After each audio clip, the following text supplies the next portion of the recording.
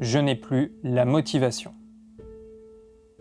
Les amis, ça c'est une phrase que j'entends souvent depuis quelques temps. Je discutais l'autre jour avec quelqu'un, il fait un peu de photos, un peu de vidéos. Il me disait qu'il avait du matériel, un boîtier, quelques objectifs, mais il manquait de motivation, il sait pas trop ce qu'il doit faire. Il a des envies, mais il se pose trop de questions. Est-ce que j'ai suffisamment de matériel? Est-ce qu'il faut pas que je prenne quelque chose de plus récent? Est-ce que j'ai les bonnes connaissances, etc. Alors peut-être que vous vous reconnaissez justement dans cette description, et justement dans cette vidéo, je vais te partager mes conseils, mes astuces, mes recommandations pour t'aider à retrouver la motivation. Déjà, première chose qu'il faut se rendre compte, c'est que tout le monde est dans cette situation, ou en tout cas tout le monde a été dans cette situation. Ton photographe préféré a été dans cette situation, ton vidéaste préféré a été dans cette situation. Moi y compris, évidemment, et plus d'une fois. Généralement, on peut résumer le parcours d'une personne qui apprend la photo et la vidéo en 3 phases. Alors c'est pas une science, hein, c'est vraiment plus pour schématiser, pour visualiser un peu plus facilement le sujet de cette vidéo. La première phase, elle est plutôt positive, la motivation est croissante. Généralement, c'est le moment où on débute. On est dans l'effervescence de la découverte et très souvent on vient d'investir dans notre premier boîtier ou dans un nouveau boîtier. Donc ça c'est une phase où on est plutôt bien motivé et on fait assez vite des progrès. La deuxième phase, elle est un peu moins positive. Généralement, souvent elle arrive quelques mois après la première phase. On fait moins de progrès, on a l'impression de stagner, on commence à se démotiver. On est confronté en plus quotidiennement à tout ce qui se fait sur les réseaux sociaux. On a tendance à aimer de moins en moins ce qu'on fait. Et puis on se demande s'il faudrait pas une nouvelle caméra, un nouvel objectif. Bref, c'est la remise en question.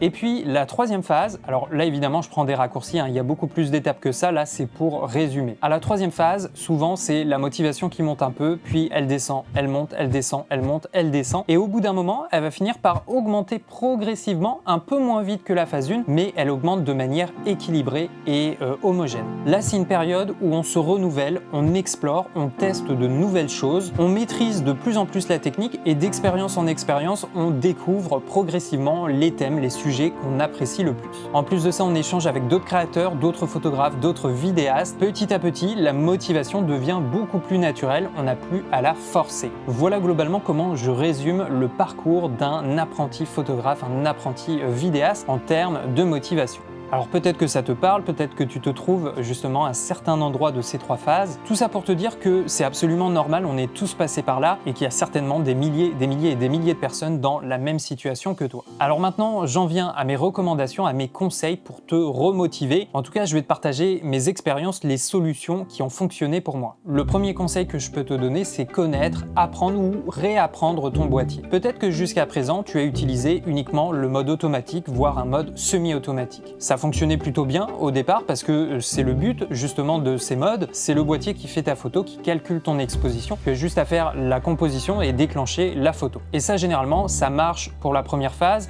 parce qu'on est motivé, on a l'impression que ça fonctionne bien et ça nous suffit. Le problème c'est que les modes automatiques ça a ses limites. Au bout d'un moment tu vas voir que tu n'auras pas le choix. Si tu veux prendre du plaisir en photographie, en vidéo sur le long terme et surtout réaliser tes idées, toutes les images que tu as en tête, il va falloir apprendre la technique, maîtriser tes paramètres d'exposition, comprendre la relation entre l'ouverture, la profondeur de champ, la vitesse, le flou de bouger, le flou de mouvement, comprendre la sensibilité ISO, tout ça, ça va être très important. Et puis c'est la même chose pour les menus de ta caméra. C'est vrai qu'au début, ça paraît un peu complexe, il y a quand même beaucoup d'options, beaucoup de réglages, et le PDF manuel de 600 pages, c'est pas évident non plus. Mais en fait, maîtriser ton boîtier, connaître ses paramètres d'exposition, c'est rassurant. Donc ça va t'aider à prendre confiance en toi. Qui dit confiance en soi, la motivation, généralement, elle est pas loin derrière. Et en fait, plus tu retardes cette phase où il faut apprendre le mode manuel, comprendre tes menus, et plus c'est difficile de passer le cap et passer à la phase suivante. Moi, le premier, il y a 10 ans, quand j'ai obtenu mon premier appareil photo réflexe, je crois que je suis resté quasiment 1 an et demi sur les modes automatiques. Et clairement, ce que je faisais, les résultats n'étaient pas incroyables, et la motivation, j'en parle même pas. Pour moi, faire de la photo, c'était une contrainte. Donc, premier conseil, apprends la technique. Deuxième conseil, il faut sortir. Prends tes chaussures, prends ton boîtier et pars à l'aventure. On préfère tous notre zone de confiance. On est tous un peu comme ça, on va s'entraîner à la maison, le jardin, et c'est bien de commencer par ça, de commencer à pratiquer dans les endroits qu'on connaît, où on est à l'aise, mais au bout d'un moment, il faut se faire un peu violence, il faut pas hésiter à prendre la voiture, les transports, le vélo, et à partir à plusieurs kilomètres, il faut changer de paysage, il faut changer de décor. Ça peut être que positif de découvrir un environnement nouveau. Surtout que bien souvent, la démotivation, elle se crée à cause d'une forme de lassitude, on a l'impression de faire un peu tout le temps la même chose,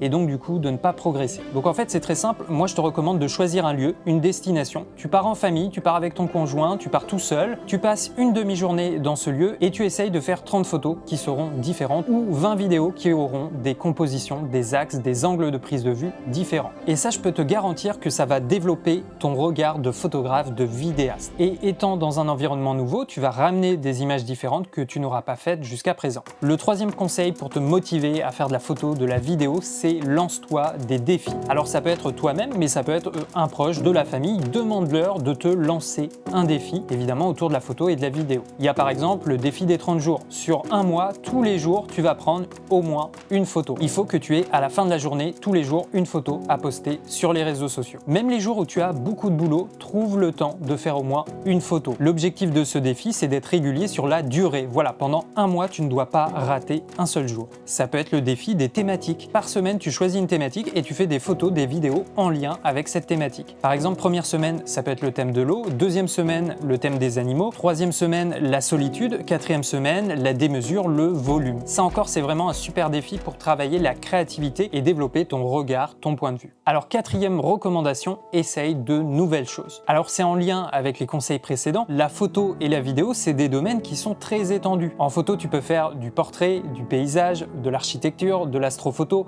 de la photographie sportive, de la photographie animalière, de la photographie culinaire, et il y en a encore plein d'autres. Tant que tu n'as pas essayé toutes ces thématiques, tu ne peux pas savoir si elles sont faites pour toi. En plus de ça, ça va te faire essayer quelque chose de nouveau. Et qui dit nouveau, il y a toujours cette curiosité de la découverte, donc la motivation, encore une fois, elle devrait suivre. Alors, essayer quelque chose de nouveau, ça peut être par exemple la retouche photo. Peut-être que jusqu'à présent, tu prenais que tes photos en JPEG. Eh bien, tu pourrais essayer maintenant de prendre du RAW et de traiter ces photos sur un logiciel. Moi, personnellement, ça a été le cas dans mon parcours, dans mon apprentissage de la photographie. La retouche photo, ça a été très important, ça a vraiment reboosté ma motivation, ça m'a redonné le moral et aujourd'hui, c'est la partie que je préfère avec également l'étalonnage pour la vidéo. Donc quand on commence, il faut essayer d'un peu tout explorer. Il faut pas se limiter, il faut tout essayer pour essayer de trouver le domaine avec lequel tu auras le plus d'affinité. Le cinquième conseil que je peux te donner, c'est trouver un projet et te donner des responsabilités. Ça, c'est une des meilleures méthodes que je connaisse pour t'améliorer, pour prendre en expérience et pour se professionnaliser. Par exemple, si tu as un proche, une connaissance qui va se marier, demande-leur si tu peux être leur photographe de mariage ou vidéaste de mariage. Et ce, même si tu n'as pas d'expérience dans ce domaine. Évidemment, à condition que c'est quelque chose qui puisse t'intéresser. Alors, ils auront peut-être engagé un professionnel, mais c'est pas grave, fais-le quand même. Dis-leur que tu vas leur fournir un album photo sur leur mariage ou un montage vidéo sur leur mariage. Quand tu fais ça, ça t'engage, il n'y aura pas de retour en arrière entre guillemets, il n'y a pas d'abandon possible. Et tu vas voir qu'aller jusqu'au bout d'un projet puis visualiser le résultat, c'est extrêmement motivant et gratifiant. Après, ça peut être plein d'autres choses. Si tu as un pote qui tient un garage ou qui possède une belle voiture, demande-lui si tu peux faire un reportage photo, un reportage vidéo sur ses voitures. Même si tu es amateur, il n'y a pas d'argent en jeu,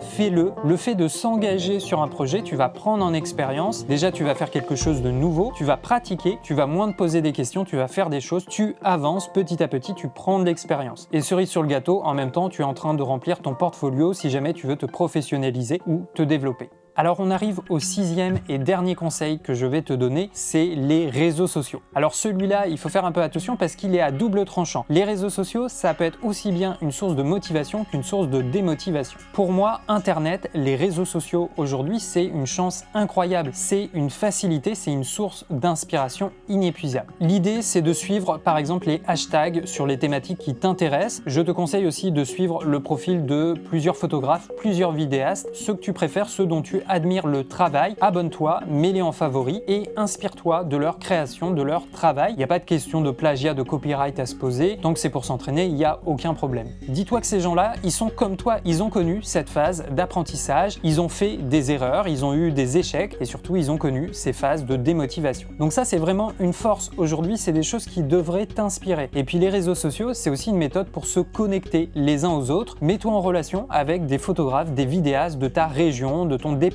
Il ne faut pas rester isolé, c'est bien d'échanger avec d'autres personnes qui sont peut-être d'ailleurs du même niveau que toi. Et surtout, très important, n'hésite pas à leur montrer ton travail, à leur montrer tes photos, tes vidéos, mais ça peut être aussi à tes amis, tes proches, ta famille, même des personnes qui ne sont pas expérimentées dans ce domaine. Le regard du spectateur lambda est très important. Souvent, on a tendance à être un peu sévère avec nous-mêmes, ou inversement, on est peut-être un peu trop sûr de nous, un peu trop sûr de nos compétences. Donc c'est bien de montrer son travail, de prendre régulièrement des retours. La photographie, la vidéo, vidéos, c'est quand même des thématiques de partage. Donc c'est une bonne chose d'aller rechercher les avis parce que ça peut te motiver et surtout ça fait réfléchir, ça va te donner des pistes de réflexion, ça peut t'aiguiller sur les éléments que tu pourrais améliorer. Voilà les amis, sujet de vidéo un peu différent, un peu plus simple, mais je trouve que c'est un sujet important, la motivation dans ces domaines. De toute façon, pour durer sur le long terme, pour se professionnaliser et se développer, il faut trouver l'équilibre, il faut trouver ce qui nous passionne dans ce milieu et surtout entretenir et alimenter sans cesse cette motivation. Et encore une fois, bien comprendre que tu n'es jamais seul, tout le monde est passé par là. Il faut redoubler d'efforts et surtout la clé c'est la pratique. Comme dans tous les domaines, c'est vraiment les expériences, les échecs, les erreurs qui vont te faire progresser. Donc si tu te sens visé par cette vidéo, tu fais un peu de photos, tu fais un peu de vidéos, tu as l'impression qu'il te manque quelque chose, t'hésitais justement à passer sur une nouvelle caméra, tu te poses plein de questions, tu sais pas où est le problème, et bien justement applique ce qu'on vient de voir, lance-toi des défis, pars à l'aventure, apprends la technique, oblige-toi à maîtriser le mode manuel, regarde tes amis proches, regarde ce qu'ils font, leur métier et propose-leur un projet. Voilà, j'espère que cette vidéo pourra t'aider d'une manière ou d'une autre à te motiver. C'était Benjamin avec Derrière la caméra, on se dit tout de suite sur une prochaine vidéo.